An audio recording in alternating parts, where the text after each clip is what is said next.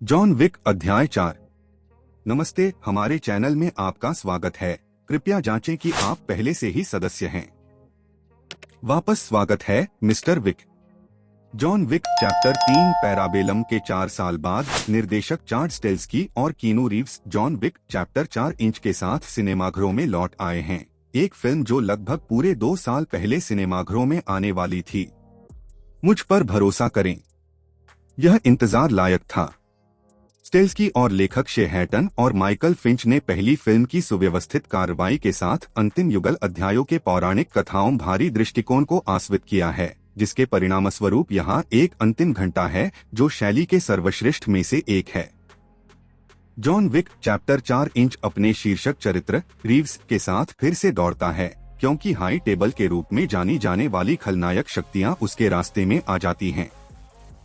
श्रृंखला का मुख्य खलनायक मार्क्विस डी ग्रामोंट बिल स्कार्सगार्ड है, जो हाई टेबल का एक नेता है जो विक के सिर पर इनाम बढ़ाता रहता है, जबकि वह पीछे छोड़ी गई गंदगी को भी साफ करता है, जिसमें संभावित रूप से विंस्टन स्कॉट इयान मैकशेन को खत्म करना और वह इस नापाक संगठन का हिस्सा है। शुरुआती दृश्य विक को जापान ले जाते हैं, जहां वह ओसाका कॉन्टिनेंटल के प्रमुख शिमाजू हिरोयुकी सांदा से मदद मांगता है और केन बदमाश डॉनी येन नामक एक अंधे हाई टेबल हत्यारे के पीछे भागता है। लॉरेंस फिशबर्न कभी भी विक के क्यू के रूप में सामने आता है जब हत्यारे को एक नए बुलेट प्रूफ सूट की आवश्यकता होती है, और शमियर एंडरसन एक हत्यारे की भूमिका निभाते हैं जो विक के सिर पर कीमत की प्रतीक्षा कर रहा है ताकि वह अपना भुगतान प्राप्त करने के लिए सही स्तर पर हिट कर सके। पिछली कुछ फिल्मों की तुलना में फिल्म के महाकाव्य रनटाइम 169 मिनट के बावजूद यहाँ का कथानक फिर से ताज़ा महसूस करता है। यहाँ जॉन विक है, यहाँ बुरे लोग हैं, जाना और जाओ वे करते हैं। स्टेल्स्की और उनकी टीम एक्शन दृश्यों का निर्माण इस तरह से करती है कि किसी तरह एक ही समय में अत्यावश्यक और कलात्मक रूप से कोरियोग्राफ किया गया दोनों महसूस होता है। फिल्म निर्माता जो अपने शूट आउट के बारे में अधिक सोचते हैं, अक्सर एक ऐसे स्वर पर उतरते हैं जो दूर का लगता है, दाव में कमी है और पर्याप्त से अधिक स्टाइलिश महसूस करता है। महान एक्शन निर्देशक यह पता लगाते हैं कि फिल्म का मुकाबला किस तरह से किया जाता है, जो दिखावे के लिए तनाव का त्याग नहीं करता है। जॉन विक चैप्टर 4 इंच में एक्शन सीक्वेंस जॉन और दर्जनों लोगों के बीच लंबी लड़ाई गनफू शूटआउट हैं, जो उन्हें कम आंकते हैं, लेकिन उनमें इतनी गति है कि वे अपने स्वागत से आगे नहीं बढ़ते। उनके पास आश्चर्यजनक रूप से परिभाषित दाव भी हैं। फिल्म में एक बिंदु पर जॉन और एक दुश्मन युद्ध के मापदंडों पर निर्णय लेते हैं, जिसमें समय, हथियार और चर शामिल हैं।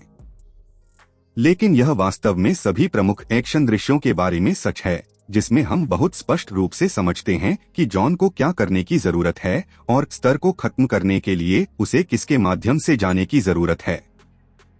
उद्देश्यों की सरलता जटिल नृत्यकला के लिए अनुमति देती है। हम जानते हैं कि जॉन के लिए आगे बढ़ने के लिए क्या होना चाहिए, क्योंकि वह पहली फिल्म की शुरुआत के बाद से है।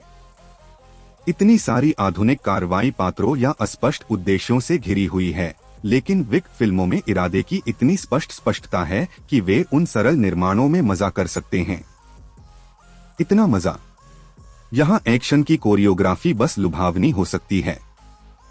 मुझे अच्छा लगा कि दुनिया कितनी बार विक और उसके दुर्भाग्यपूर्ण लड़ाकों के इर्द गिर्द घूमती है, एक क्रम में जो लगभग किसी भी अन्य हालिया एक्शन फिल्म में सबसे अच्छा होगा, लेकिन यहाँ 3 या 4 वे की तरह है। विक को मेकअप से ढके स्कॉट एडकिंस से लड़ना है और एक भीड़ भरे नाइट क्लब में बदकिस्मत बेवकूफों की उसकी सेना।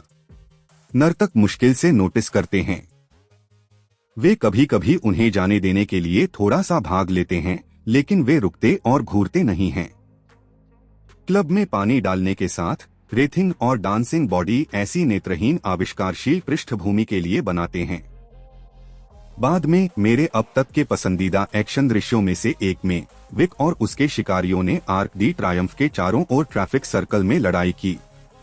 गाड़ियां नहीं रुकती। वास्तव में ऐसा लगता है जैसे वे गति करते हैं। इस फिल्म में जैसे ही शॉट्स सड़कों पर बजते हैं, कोई भी यह देखने के लिए खिड़की नहीं खोलता है कि क्या हो रहा है। विक के बाहर की दुनिया और इस दुनिया की पौराणिक कथाओं को लगभग ऐसा महसूस होता है कि वे महान हत्यारे और 100 या उससे ज्यादा लोगों को नहीं देख सकते हैं जिन्हें वह मार डालता है। यह एक आकर्षक, दिखने में आकर्षक विकल्प है। और फिर वह है जिसे मैं एक्शन ज्योग्राफी कहूंगा। इतने सारे लोगों ने बॉर्न फिल्मों के उन्मत्त दृष्टिकोण की नकल करने की कोशिश की है और परिणाम अक्सर नहीं की तुलना में अधिक असंगत रहे हैं। अद्भुत cinematographer Dan Laustsen, the shape of water, nightmare alley और अधिक पर एक नियमित गुइलेर्मो डेल टोरो सहयोगी स्टेल्स्की के साथ काम करते हैं ताकि यह सुनिश्चित हो सके कि यहाँ की कार्रवाई साफ और क्रूर है, कभी भ्रमित नहीं होती है। स्टंट का काम अभूतपूर्व है और फिर से शूट आउट में इतनी सारी स्टूडियो फिल्मों के ब्लैंड प्लॉट पुशिंग से ज्यादा डांस कोरियोग्राफी का एहसास है। जब भी विक काम पर जाता है तो बस इतनी कृपा और सरलता होती है। बेशक एक बेहतरीन कलाकार भी मदद करता है। इस फिल्म में रीव्स की फ्रेंचाइजी में अब तक की तुलना में कम लाइनें हो सकती हैं, लेकिन वह पूरी तरह से विक की प्रतिबद्धता को बेचता है, साथ ही उसे भावनात्मक थकावट से भर देता है जो इस अध्याय में और अधिक गंभीरता जोड़ता है। पहली फिल्म का तामसिक विक बाद में बची हुई 3 फिल्मों से अलग है और रीव्स को ठीक ठीक पता है कि इस किरदार को क्या चाहिए। इतने सारे कलाकार एक चरित्र के लिए अनावश्यक स्पर्श जोड़ देंगे जो पहले से ही इतना लोकप्रिय है, लेकिन रीव्स इस प्रदर्शन को व्यवस्थित करने के बारे में चतुर है ताकि फिल्म उसके चारों ओर फिट हो सके। यह कुछ समर्थकों को विभिन्न प्रदर्शन रजिस्टरों, विशेष रूप से येन और एंडरसन में चमकने की भी अनुमति देता है। पौराणिक येन यहाँ शानदार है, न केवल युद्ध में बल्कि बीच के क्षणों में भी। ज्यादातर लोग जो जानते हैं कि डॉनी येन कौन है, यह सुनकर आश्चर्य नहीं होगा कि वह यहाँ पूरी तरह से फिट बैठता है, लेकिन वह आपकी अपेक्षा से भी बेहतर है। एंडरसन भी एक आदमी के रूप में एक मजेदार प्रदर्शन देता है जो सही कीमत के लिए इंतजार कर रहे एक भाड़े के व्यक्ति की तरह लगता है, लेकिन श्रृंखला के प्रशंसक शुरू से ही ध्यान देंगे कि इस बदमाश के पास एक कुत्ता है और यह ब्रह्मांड पिल्लों और उन्हें प्यार करने वाले लोगों को महत्व देता है। यहाँ विक के कवच में एकमात्र मामूली दोष थोड़ा सा कथात्मक आत्मभोग है। कुछ दृश्य हैं, विशेष रूप से शुरुआती, जब ऐसा लगता है कि एक बीट बहुत लंबी चल रही है और मुझे लगता है कि इस फिल्म का थोड़ा कड़ा संस्करण है। यदि आप कह सकते हैं कि 150 मिनट तंग होंगे तो यह एकदम सही है। प्रशंसक परवाह नहीं करेंगे। बहुत कुछ बनाया गया है जो लोगों को महामारी के बाद स्ट्रीमिंग भारी दुनिया में सिनेमाघरों में लाता है, और यह एक ऐसी फिल्म है जिसे उत्साहित भीड़ के साथ देखा जाना चाहिए। इसमें वह संक्रामक ऊर्जा है जिसे हम एक्शन फिल्मों में पसंद करते हैं, लोगों का एक पूरा कमरा जो उनके सामने प्रकट होने वाली सरलता और तीव्रता पर अचंभित है। यह एक ऐसी फिल्म है जिसे जोर से और बड़े पैमाने पर देखा जाना है। जॉन विक ने इसके लिए कड़ा संघर्ष किया है। देखने के लिए धन्यवाद। अपने सदस्यता को लेकर न भूलें और अपना लाइक दें।